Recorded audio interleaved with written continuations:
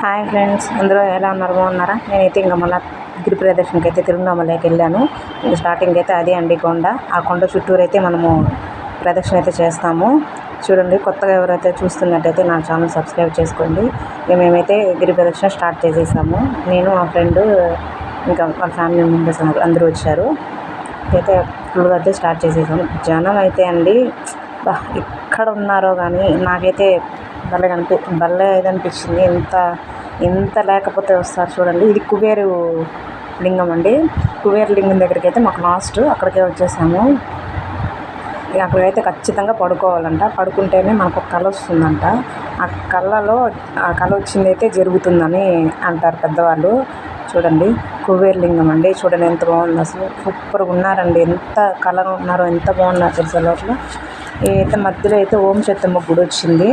అక్కడైతే అసలు ఎంత బాగా పెట్టారండి. అసలు ఒక్కొక్క అమ్మవారు ఎలా ఉన్నారంటే అన్ని అమ్మవార్లు ఇక్కడ ప్రతిష్ఠ అయితే ఉన్నారు.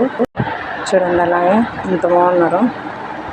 ఇంకా గిరి ప్రదక్షిణ అంటే చాలా చెప్పాల్సిన విషయం కాదండి, మామూలు విషయం కాదు. అది కూడా జనాలు అయితే బీభత్సంగా ఉన్నారు, బీభత్సంగా వచ్చారు. నేను చిత్రా పౌర్ణమి కదండి.